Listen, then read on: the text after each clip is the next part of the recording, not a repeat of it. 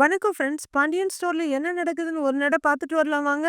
கதிர் rest எடுக்க போறேன்னு உள்ளேற போன உடனே, போப்பா நீங்க 2 பேரும் குளிச்சுட்டு வாங்க. சாப்பிட்டு ரெஸ்ட் எடுப்பீங்கன்னு கோமதி சொல்ல, கடை வேலையெல்லாம் யாரு பார்ப்பாங்கன்னு கேட்கிறாரு பாண்டியன். ஏன் மாமா இன்னைக்கு ஒரு நாளைக்கு ரெஸ்ட் எடுத்துட்டு எல்லாருமே நாளைக்கு போய்க்கலாமேன்னு மீனா சொல்ல, எல்லாரும் அதுதானேங்கிற மாதிரி பாண்டியனையே பார்த்துட்டு இருக்காங்க. ஆ இருக்கலாமே, இன்னைக்கு மட்டும் இல்லப்பா, வருஷம் பூரா பேசாம வீட்ல இருந்துருவோங்கிறேன். நம்ம கடைய கூட மூடிருவோம்.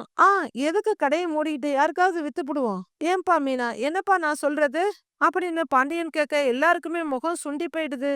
சாரி மாமா அப்படின்னு தலைய குனிஞ்சுக்கிறாங்க மீனா. ஏங்க, ஒரு நாள் எல்லாரும் வீட்ல இருந்தா அப்படி என்னங்க ஆயிட போகுது அப்படின்னு கோமதி கேட்க, என்னடி நீ புரியாம பேசிட்டு இருக்கிற? அதான் போலீஸ் ஸ்டேஷனுக்கு போனவன் பிரச்சனை இல்லைன்னு திரும்பி வந்துட்டான்ல.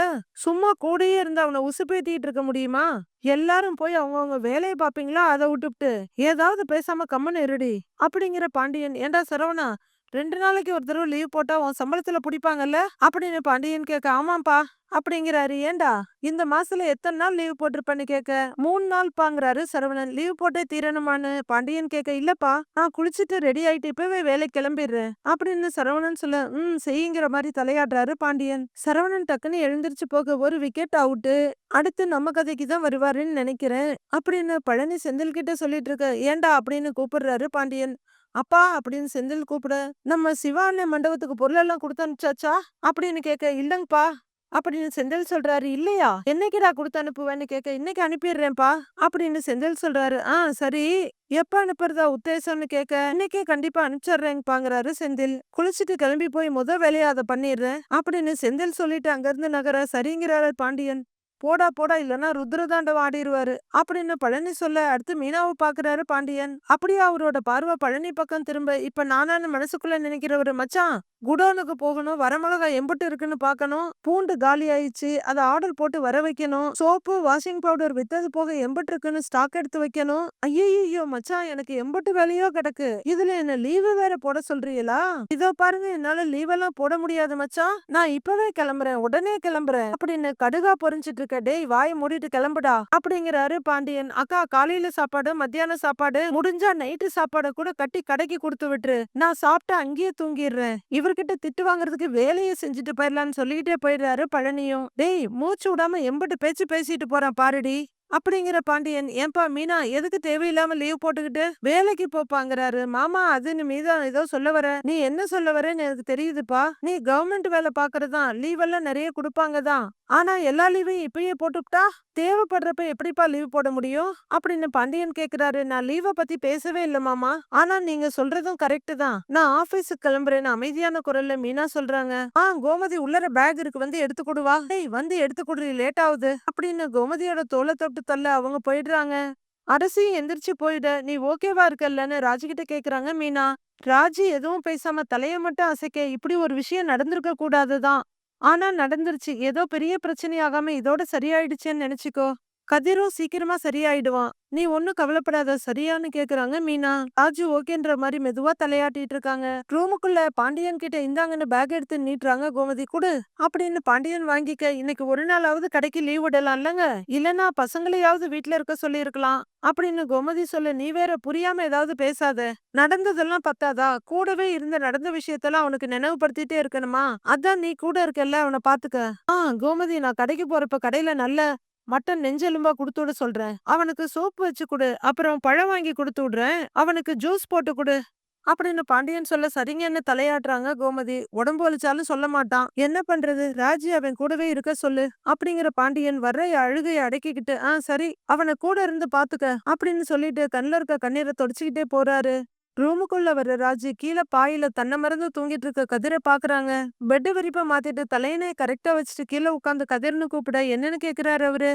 எழுந்து பெட்ல படுத்துக்கோ அப்படின்னு ராஜி சொல்ல, இல்ல வேணாம் நான் கீழேயே படுத்துக்கிறேன் அப்படின்னு கதிர் வலியோட திரும்பி படுத்துக்கிறாரு. சொன்னா கேளு, கட்டில்ல படுத்துக்கோங்கறாங்க ராஜி. இல்ல பரவாயில்ல அப்படின்னு கதிர் மறுபடியும் சொல்றாரு. இவ்ளோ காயத்தோட நீ தரையில படுக்க வேண்டாம், எழுந்துரு கட்டில்ல படுத்துக்கோன்னு ராஜி கம்பல் பண்றாங்க. கதிர் கஷ்டப்பட்டு எழுந்திருக்க என்ன பண்றதுன்னு பாத்துட்டு இருக்க ராஜி கொஞ்சம் கைய கொடுத்து ஹெல்ப் பண்றாங்க. அவர் கட்டில்ல படுத்து திரும்பி படுக்க முடியாம வலியில துடிக்கிறாரு. ஒரு பக்கமா திரும்பி படுத்துக்க, ஏன் இப்படி ஒரு சாட்சி படுக்கிற, கையில முகத்துல எல்லாம் அடிபட்டிருக்குல்ல, நல்ல நேரா படுன்னு ராஜி சொல்ல, இல்ல பரவாயில்ல அப்படின்னு கதிர் சொல்ல வருத்தத்தோட பாத்துட்டு இருக்க ராஜி ஒரு ஸ்டெப் போகலான்னு போயிட்டு திரும்பி வந்து அவரோட சட்டைய தூக்க பாக்குறாங்க. டக்குன்னு ராஜியோட கைய புடிச்சுக்கிற கதிர் என்ன பண்றன்னு கேக்குறாங்க. கைய எடு அப்படின்னு ராஜி சொல்ல, நீ என்ன பண்ற அப்படின்னு கதிர் கேக்குறாரு. முதுகுல அடிச்சாங்களா? முதுக காட்டு, நான் பாக்கணும் அப்படின்னு ராஜி சொல்றாங்க. பாத்து என்ன பண்ண போற அப்படின்னு கதிர் கேட்க, காட்டு அப்படின்னு சட்டையை விலக்கிட்டு பாக்குற ராஜி அப்படியே அதிர்ச்சி ஆயிடுறாங்க. முதுகு ஃபுல்லா லத்தியோட அச்சுப்பட்டு செவந்து கிடக்கு. கதிர் மெல்ல எழுந்து உட்கார, என்ன இப்படி அடிச்சிருக்காங்க? மனசாட்சியே இல்லையா அவங்களுக்கு? விசாரிக்கிறதுக்கு தானே கூட்டிட்டு போனாங்க. அடிக்கிற அதிகாரத்தை அவங்களுக்கு யார் கொடுத்தாங்க அப்படின்னு ராஜு கோவத்துல பதறாங்க. இதோ பாரு, எனக்கு வலியெல்லாம் பெருசா இல்ல, நிமிர்ந்து படுக்க முடியல, அவ்வளவுதான் அப்படின்னு கதிர் சொல்றாரு. இது பாரு, என்னை சமாதானப்படுத்துறதுக்காக பொய்யெல்லாம் சொல்லாத. எப்படி அடிச்சிருக்காங்கன்னு பார்த்தாலே தெரியலையா அப்படின்னு ராஜு வருத்தத்தோட கேட்டுட்டு இருக்க. கதவை திறந்துட்டு, இந்தாப்பா நெஞ்செலும்பு சூப் வச்சிருக்கேன், குடிப்பா அப்படின்னு ஒரு பவுல நீட்டிட்டு இருக்காங்க கோமதி. அம்மா எனக்கு இப்ப எதுவும் வேணாமா அப்படின்னு கதிர் சொல்ல, ஏன்பா அப்படிங்கிற கோமதி பவுல டேபிள்ல வச்சுட்டு, ஏன்பா எதுவும் வேண்டாம் அப்படின்னு கேக்குறாங்க. தூக்கம் வருதுமா, நான் அப்புறமா குடிச்சுக்கிறேங்கிறாரு. கோமதி ராஜியை பார்த்து, என்னம்மா வந்ததுல இருந்து இவன் சரியாவே சாப்பிடலையே. ஆமா, உனக்கு என்ன ஆச்சு, நீயே ஒரு மாதிரியா இருக்க அப்படின்னு கோமதி கேட்க, சொல்லிடாதேங்கிற மாதிரி கதிர் ஜாட காட்டுறாரு. சொல்லலன்ற மாதிரி ராஜியும் ஜாட காட்டுறாங்க. "சரி, அந்த சூப் எடுத்து கொடு, நான் அவனுக்கு கொடுக்குறேன் சொல்ற கோமதி கதிரோட முதுகுல கைய வைக்க அவர் வழியில கத்திடுறாரு. டேய் என்னாச்சுடான்னு கோமதி பதற ராஜு அழவே ஆரம்பிச்சிடுறாங்க. கதிர் ஒண்ணு இல்லம்மா, ஒண்ணு இல்லைன்னு சொல்லிட்டு இருக்க. அம்புட்டு அடி அடிச்சிருக்காங்க அத்த, முதுகெல்லாம் வரி வரியா இருக்கு அப்படின்னு ராஜு சொல்ல, ஐயோ சொல்லிட்டியாங்கிற மாதிரி பாக்குறாரு கதிர்.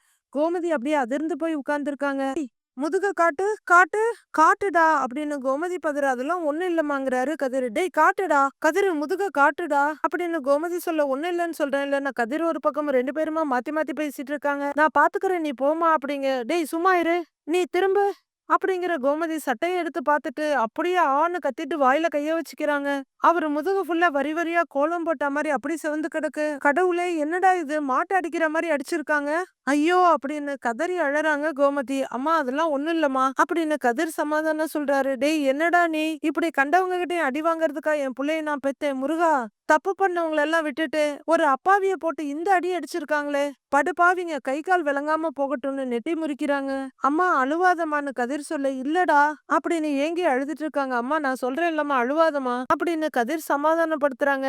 டேய் இங்க பாருடா, எந்த தாய்க்கும் இப்படி பெத்த புள்ளைய இந்த கோலத்துல பாக்குற நிலைமை வரக்கூடாதுடா. பாவிங்க, அவங்க எப்படி உன்னை போட்டு அடிச்சிருக்கானுங்க, எப்படி எல்லாம் துடிச்சு போயிருப்பாமா இவன். அவங்க நாசமா போவாங்கம்மா, நான் வயிறு எரிஞ்சு சொல்றேம்மா, அவங்க நல்லாவே இருக்க மாட்டாங்க. ஐயோ என் புள்ளன்னு ஏங்கி அழுதுட்டு இருக்காங்க கோமதி. இப்படி நீங்க ரெண்டு பேரும் அழுதுகிட்டே இருந்தா எனக்கு கஷ்டமா இருக்குல்ல, அழுவாதீங்கிறாரு கதிரு. உங்க அப்பா எப்பவாவது கோவத்துல உன்னை அடிச்சா அதுவே என்னால தாங்க முடியாதுடா, நான் அவர்கிட்ட அவ்வளவு சண்டை போடுவேன். இப்ப பாருடா, உன்னை இந்த அடியே அடிச்சிருக்காங்க, எனக்கு மனசே ஆற மாட்டேங்குதுடா. யாரும் முன்ன பின்ன தெரியாதவங்களுக்கு உதவி தானேடா பண்ண, அதுக்கு உனக்கு இம்புட்டு பெரிய தண்டனையா? ஏன்பா மடியில சாஞ்சுக்கிறியா அப்படின்னு கேக்குற கோமதி கதிரை மடியில படுக்க வச்சுக்கிறாங்க. நீ அழாதம்மா அப்படின்னு கதிர் சொல்ல, அழுதுட்டு இருக்க ராஜ்யம் கோமதியோட தோல்ல வந்து கைய வச்சுக்கிறாங்க. கோமதி ரொம்பவும் துடிச்சு போய் அழுதுட்டு இருக்க. மடியில படுத்திருக்க கதிர் எந்திரிக்கிறாரு. ஏன்டா படுத்துக்க வேண்டியதானேன்னு கேட்க, இல்லம்மா எனக்கு ஒண்ணும் இல்லம்மா அப்படின்னு கஷ்டப்பட்டு உட்கார்ந்துருக்காரு. ரொம்ப வலிக்குதா, நான் ஒத்தனை வேணா தரட்டுமா அப்படின்னு கோமதி கேட்க, வேண்டாமா அப்படிங்கிறாரு கதிர். மருந்து ஏதாவது போட்டு விடவா அப்படின்னு கோமதி விடாம கேட்க, அதெல்லாம் வேண்டாமா அப்படிங்கிறாரு கதிர். ஏன்பா ஆஸ்பத்திரிக்கு வேணா போலாமாப்பா அப்படின்னு கேக்குற கோமதி ராஜுகிட்ட திரும்பி, ஆஸ்பத்திரி கூட்டு போலாமா இவன அப்படின்னு கேக்குறாங்க. அம்மா நான் கொஞ்ச நேரம் தூங்குறேம்மா, நைட்டு ஒரு நிமிஷம் கூட தூங்கல, நைட் எல்லாம் தூங்காம பயங்கர டயர்டா இருக்கு, கொஞ்ச நேரம் தூங்குறேம்மா அப்படின்னு தூக்கத்துக்காக கெஞ்சுறாரு கதிரு. ஐயோ நைட்டெல்லாம் தூங்கவே இல்லையாமே அப்படின்னு மறுபடியும் கதற ஆரம்பிக்கிறாங்க கோமதி. அம்மா, அம்மா உன் மேல சத்தியமா சொல்றேம்மா, எனக்கு அவ்வளோலாம் வலி இல்லம்மா, தூங்கி ரெஸ்ட் எடுத்தா எல்லாம் சரியாயிடுமா அப்படின்னு கதிர் சொல்ல, கதிரு அப்படின்னு ஏங்குறாங்க கோமதி. அம்மா தூங்கி எந்திரிச்சு நானே கொஞ்ச நேரத்துல வந்துடுறேம்மா, வலி ஏதாவது இருந்தா நான் சொல்றேன், அதுக்கப்புறம் என்ன பண்றதுன்னு பாப்போம், என்ன தனியா விடுமா, நான் கொஞ்ச நேரம் தூங்கிக்கிறேம்மா, ப்ளீஸ்மா புரிஞ்சுக்கோமா அப்படின்னு கதிர் கெஞ்சவே ஆரம்பிச்சிடுறாரு. ஏய் பாருடி அப்படின்னு கோமதி சொல்ல, கொஞ்சம் கூட்டிட்டு போயன்ற மாதிரி ராஜுகிட்ட ஜாட காட்டுறாரு கதிரு. ராஜு கண்ணை தொடச்சிக்கிட்டு, அத்தை வாங்க வாங்கன்னு கூப்பிடுறாங்க. இல்லடி இப்படி இருக்கானேடி அப்படின்னு கோமதி சொல்ல, அத்தை அப்படின்னு கூப்பிடுறாங்க ராஜி. அம்மா எனக்கு ஒண்ணும் இல்லம்மா, கொஞ்ச நேரம் தூங்கி எந்திரிச்சா எல்லாம் சரியா போயிடுமா, போமா நான் தான் சொல்றேன் இல்லங்கிறாரு கதிரு. அத்தை நீங்க வாங்க, அவர் தூங்கி ரெஸ்ட் எடுக்கட்டும், நீங்க வாங்கங்கிறாங்க ராஜி.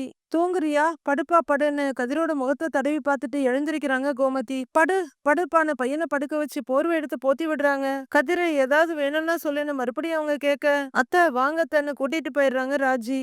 தூங்கி எந்திரிக்கிற கதிர் வெளிய பாக்க இருட்டான மாதிரி இருக்குன்ட்டு மொபைல் எடுத்து பாக்குறாரு. இம்புட்டு நேரமா தூங்கணும்? அடிச்சு போட்ட மாதிரி தூங்குறதுங்கிறது இதானா? அப்படின்னு நினைக்கிற கதிர் வெளியே வர்றாரு. தனக்கு என்ன ஆனாலும் பரவாயில்ல, அந்த பெண்ணை காப்பாற்றணும்னு கதிரவன் நினைத்திருக்கிறார். இதனாலேயே தன் அண்ணன்களுக்கு தகவல் அளித்து அந்த பெண்ணை காப்பாற்றி இருக்கிறார். அது மட்டுமின்றி அந்த பெண்ணை கடத்த நினைத்த கயவர்களிடமிருந்து அந்த பெண்ணை முன்பின் தெரியாத அந்த பெண்ணை காப்பாற்றிய அந்த கதிரவனை சிவகங்கை மாவட்டமே பாராட்டி கொண்டு இருக்கிறது அப்படின்னு படிச்சிட்டு இருக்காரு செந்தில். குன்னக்குடி முழுக்க பாராட்டுறாங்கன்னா யாருன்னு நினைச்ச? டேய் உன்னதாண்டா அப்படின்னு சரவணன் சொல்ல, என்னையா அப்படின்னு கேக்குறாரு கதிரு. என்ன எதுக்கு பாராட்டுறாங்கன்னு கதிர் கேட்க, அண்ணே ஒரு பொண்ண காப்பாத்தி இருக்கேன்னு நீ அப்படின்னு அரசி சொல்றாங்க. நேத்து கடத்தினேன்னு சொன்னாங்க, இன்னைக்கு காப்பாத்தி இருக்கேன்னு சொல்றாங்களா? யாரு இதெல்லாம் சொல்றதுன்னு கதிர் கேக்குறாரு. லோக்கல் சேனல்ல எல்லாம் போடுவாங்கல்ல, சோசியல் மீடியான்னு, அததான் சொல்றாங்கங்கிறாங்க ராஜி. ஒரே நாள்ல நீ சிவகங்கை மாவட்டத்தோட செல்லப்புள்ள ஆயிட்டடா அப்படின்னு செந்தில் சொல்ல, டேய் அவன் மட்டுமா, நீங்களும் சேர்ந்துதான் பிரபலம் ஆயிட்டீங்க அப்படிங்கிற பழனி மொபைல கதிர்கிட்ட கொடுத்து இந்தா பிளே பண்ணி பாருன்னு கொடுக்குறாரு. கதிர் அந்த மொபைல பார்க்க அதுல தன்னுடன் படித்த பெண்ணை கடத்த முயன்ற இளைஞர்கள், கார் ஓட்டிச் சென்ற கதிரவன் என்ற இளைஞர் காப்பாற்றி அதில் வெற்றி கண்டார். வீர சாகசத்தின் முயற்சி. மீண்டும் கடத்தல்காரர்களிடமே மாட்டிய இளம்பெண். போலீசாரின் பிடியில் அப்பாவி இளைஞன் கதிரவன். தம்பியை காப்பாற்றும் முயற்சியில் இளம் பெண்ணை மீட்ட சகோதரர்கள். பரபரப்புக்கு பஞ்சமில்லாத முழு ரிப்போர்ட் இதோ உங்களுக்காக. சிவகங்கை மாவட்டம் குன்றக்குடியில் அப்படின்னு பேசிட்டே போக கட் பண்ணிடுறாரு கதிரவன். ஏண்டா அதை கட் பண்ணிட்ட? இனிமே வர இருக்கிறதாண்டா மெயின் நியூஸே. எனக்கு தெரிஞ்ச 4-5 பேரு என்கிட்ட போன் பண்ணி கேட்டாங்கன்னா பாத்துக்கங்களேன் அப்படின்னு பழனி சொல்றாரு. ஆமாண்டா, என் ஃப்ரெண்ட்ஸுங்க கூட எனக்கு போன் பண்ணிக்கிட்டே இருந்தாங்க அப்படின்னு செந்தில் சொல்றாரு. அண்ணே, இத பத்தி பேசுறதுக்கு ஒரு குரூப்பே கிரியேட் பண்ணிட்டா என் கூட படிக்கிற பொண்ணு. போலீஸ் உன்னை புடிச்சிட்டு போறதுல இருந்து முழுசா உன்னதான் போக்கஸ் பண்ணிட்டு இருக்காங்க. நீ மட்டும் ராஜி அண்ணிய கல்யாணம் பண்ணலன்னு வையே, என் கூட படிக்கிற பிள்ளைங்க எல்லாரும் உனக்கு ப்ரப்போஸ் பண்ணிருப்பாங்கன்னு அப்படின்னு அரசி சொல்றாங்க. ஏய் என்ன பேசிட்டு இருக்கேன்னு சரவணன் கேட்க, அடி ஆத்தி, என் மாப்பிள்ளைக்கு வந்திருக்க டிமாண்டா பாரு அப்படின்னு பழனி பெருமையா சொல்லிட்டு இருக்காரு. தொண்டையை செருமிக்கிட்டு மீனா ராஜிய பாக்க, நான் உள்ளரையே இருந்திருக்கணுங்கிறாரு கதிர். எங்க ஜெயிலுக்குள்ளையான்னு பழனி பதற, இல்ல ரூம்குள்ள. ஏன் மாமா நீங்க அப்படிங்கிறாரு கதிரு. அப்ப கோமதி அங்க வர, வா வா உட்காரு உட்காருன்னு இடத்த குடுக்குறாரு பழனி. அப்புறம் கதிர் என்ன பழனி சொல்ல, சொல்லுங்க மாமாங்கிறாரு கதிரு. அப்புறம் முன்ன மாதிரி நம்ம 4 பேர் மொட்டை மாடில போய் தூங்கலாமா அப்படின்னு பழனி கேட்க, எதுக்கு, நடந்த விஷயத்த பேசி தீரலையாக்கும் அப்படின்னு கதிர் கேக்குறாரு. அப்படியெல்லாம் இல்லடா, நம்ம எல்லாரும் ஒன்னா சேர்ந்து அரட்டை அடிச்சு மாடியில தூங்கி ரொம்ப நாள் ஆச்சுல்ல, அதான், அதனாலதான் ஓகேவான்னு கேக்குறாரு பழனி. எனக்கு ஓகே தான் மாம்சுங்கிறாரு செந்தில். எனக்கு ஓகே தான் அப்படின்னு சரவணனும் சொல்றாரு. போலீஸ் ஸ்டேஷன் கதையெல்லாம் பேசுறது, இந்த அன்பை தேவையில்லாம பொழியறதெல்லாம் இல்லன்னா எனக்கு ஓகே தாங்கிறாரு கதிரும். அதெல்லாம் பண்ண மாட்டோம் மாப்ள அப்படின்னு பழனி அஷூரன்ஸ் கொடுக்க, ஓகே அப்ப வர்றேங்கிறாரு கதிரும். சூப்பர் அப்படின்னு பழனி சொல்ல, டேய் என்னடா உனக்கு கொஞ்சம் கூட இங்கிதமே இல்லையாடா, கல்யாணம் ஆன பசங்களை எல்லாம் மொட்டை மாடியில தூங்க வச்சுக்கிட்டு அப்படின்னு கோமதி சொல்லு. அச்சச்சோ, அப்படி வேற ஒண்ணு இருக்கான்னு யோசிக்கிறாரு பழனி. ஒரு நாள் தானே அத்த, போனா போகட்டும் விடுங்க, நாங்களும் கொஞ்சம் நிம்மதியா தூங்குவோங்கிறாங்க மீனா. பக்கத்துல உட்கார்ந்துருக்க செந்தில் மீனாவை ஒரு தோல்ல இடிச்சிட்டு, அதை நாங்க சொல்லணும்டி அப்படின்னு முனைக்கிறாரு. நீ அவனுக்கு மேலடி, முதல்ல இவனுக்கு ஒரு கால் கட்ட போடணும் அப்படின்னு கோமதி சொல்ல, நானும் அதையே தான்க்கா சொல்றேன். நான் பார்த்து வளர்ந்த பையனும் நான் தூக்கி வளர்த்த பொண்ணுமே கல்யாணம் பண்ணிக்கிட்டாங்க, எனக்குன்னு யாருமே பண்ணி வைக்க மாட்டேங்கிறீங்க அப்படின்னு பழனி சொல்ல, சித்தப்பா பேசாம நீங்களே எங்கேயாவது ஓடி போயிருங்க சித்தப்பா, குடும்ப பாரம்பரியத்தை காப்பாத்தின மாதிரி இருக்கும்ல அப்படின்னு மீனா அசால்ட்டா சொல்ல, ராஜி சிரிக்கிறாங்க. கோமதி திகைச்சு போய் பாக்குறாங்க.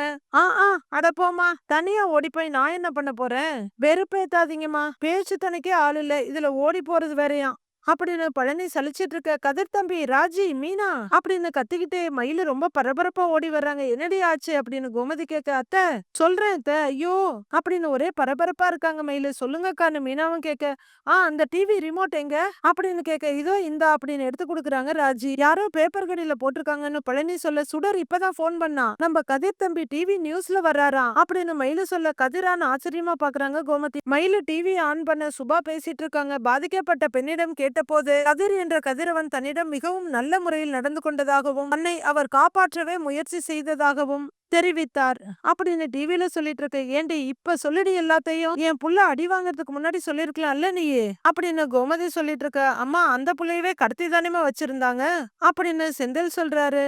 தனக்கு என்ன ஆனாலும் பரவாயில்லை, இந்த பெண் காப்பாற்றப்பட வேண்டும் என்று காவல் நிலையத்தில் இருக்கும் போதும் கதிரவன் நினைத்திருக்கிறார். அதனாலேயே தன் அண்ணன்களிடம் தகவல் தெரிவித்து அந்த பெண்ணை காப்பாற்றி இருக்கிறார். தன்னுடன் படித்த பெண்ணையே கடத்த நினைத்த இளைஞர்களின் மத்தியில் முன்பின் தெரியாத பெண்ணை காப்பாற்ற நினைத்த இளைஞரை அனைவரும் பாராட்டி வருகின்றனர் அப்படின்னு டிவில ஒரு பொண்ணு பேசிட்டு இருக்காங்க. பேக்ரவுண்ட்ல கதிரு, அந்த கடத்திட்டு வந்த பசங்க, சுபாவோட பிளர்டு ஃபேஸ் எல்லாத்தையும் காட்டிட்டு இருக்காங்க. பரவாயில்ல தம்பி, தமிழ்நாடு அளவு பிரபலம் ஆயிட்டீங்க நீங்க அப்படின்னு மயிலு சொல்ல இப்ப சந்தோஷத்துல நெட்டி முறிக்கிறாங்க கோமதி.